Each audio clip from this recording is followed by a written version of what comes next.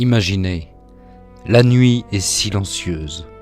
Une pluie fine frappe doucement les vitres d'un vieux château perdu dans les montagnes. Les couloirs sont plongés dans l'obscurité.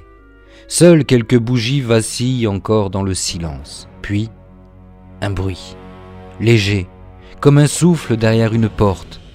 Vous vous retournez, et dans l'ombre, une silhouette apparaît, grande, immobile, élégante.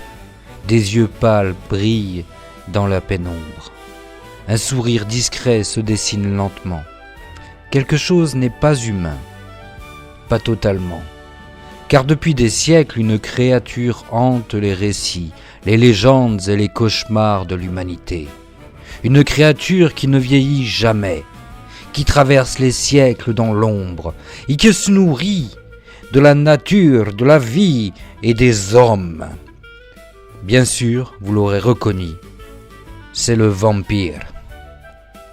Je suis Laurent Dins, l'auteur de la saga fantasy, dont vous pouvez retrouver le lien dans le descriptif du podcast. Je vous souhaite à tous une très bonne écoute. Le vampire est une créature très différente des autres monstres mythologiques. Pourquoi ?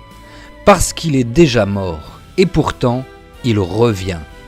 Depuis l'Antiquité, presque toutes les civilisations ont développé des récits autour des morts qui refusent de quitter le monde des vivants. Dans les villages anciens, la mort était omniprésente. Les maladies frappaient brutalement, les épidémies décimaient des familles entières, et parfois, certains phénomènes semblaient impossibles à expliquer. Des corps semblaient étonnamment bien conservés après l'enterrement. Du sang pouvait apparaître autour de la bouche des défunts à cause des processus naturels de décomposition. Mais au Moyen-Âge, personne ne connaissait ces mécanismes. Alors les villageois trouvaient une autre explication. La mort continuait de se nourrir et la peur naissait. Les premières légendes de vampires apparaissent principalement en Europe de l'Est, dans les Balkans, en Roumanie et en Serbie. On parlait de créatures revenant la nuit pour visiter les vivants. Mais ce qui est fascinant, c'est que certaines maladies réelles pourraient avoir alimenté ces récits. Par exemple, la porphyrie, une maladie rare provoquant une grande sensibilité à la lumière, une pâleur extrême, des lésions cutanées et parfois même une rétractation des gencives donnant l'impression de dents beaucoup plus longues. Alors imaginez-vous voir une personne atteinte de cette maladie dans un village médiéval, sortant uniquement la nuit, pâle, affaibli, presque spectral. Le lien devient évident. Mais ce n'est pas tout. Lors des grandes épidémies, certaines personnes étaient enterrées trop tôt. Et lorsqu'on ouvrait certaines tombes, les corps semblaient avoir bougé. Pour les populations de l'époque, cela ne faisait aucun doute, la mort était revenue. Le vampire est une créature étrange. Contrairement au loup-garou ou au kraken, il ne repose pas uniquement sur la peur. Et non, il attire, il séduit, et c'est précisément ce qui le rend dangereux. Le vampire représente plusieurs fantasmes humains. L'immortalité, la jeunesse éternelle, le pouvoir, la séduction, la liberté des règles humaines. Mais derrière cette fascination se cache toujours une malédiction, parce que vivre éternellement signifie aussi voir le monde changer, perdre ce que l'on aime, devenir étranger à l'humanité. Le vampire est immortel, mais profondément seul. C'est donc au XIXe siècle que le vampire devient une figure majeure de la littérature.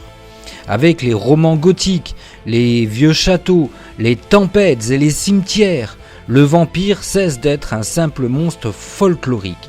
Il devient aristocratique, mystérieux, presque romantique. Puis arrive une œuvre qui change tout. Dracula de Bram Stoker. Et soudain, l'image moderne du vampire naît véritablement. Le château isolé, la cape noire, le regard hypnotique. Dans la fantaisie moderne, les vampires deviennent encore plus complexes. Parfois monstres sanguinaires, parfois anti-héros tragiques, parfois même souverains immortels régnant dans l'ombre. Mais une chose demeure toujours, leur lien avec la nuit. Le vampire appartient à un monde où la lumière ne pénètre jamais totalement.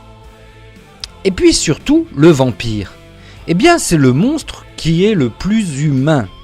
Et c'est peut-être cela qui rend le vampire si fascinant. Il nous ressemble, il parle comme nous, il pense comme nous, et aime parfois comme nous. Mais quelque chose en lui a disparu, ou s'est transformé.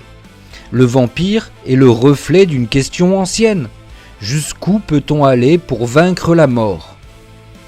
Et si l'immortalité avait un prix, serions-nous prêts à le payer ? Imaginez une dernière fois, un château ancien perdu dans les montagnes. La nuit est silencieuse. La lune éclaire les pierres humides des remparts. Une silhouette observe le monde depuis une haute fenêtre. Immobile, le temps passe, les royaumes tombent, les siècles disparaissent. Mais lui demeure. Quelque part dans l'obscurité, un regard s'ouvre lentement. Patient, ancien, éternel. Car tant que l'humanité craindra la mort, tant qu'elle rêvera de vivre pour toujours, le vampire continuera d'exister. Dans les légendes, dans les romans gothiques, dans la fantaisie, et peut-être dans les ombres silencieuses de la nuit. Je suis Laurent Dins, l'auteur de la saga Fantasy Gaiala, et j'ai été heureux de vous retrouver pour ce nouveau podcast. Je vous souhaite à tous un très très bon week-end et on se retrouve lundi pour le podcast de la semaine. Bon week-end à tous.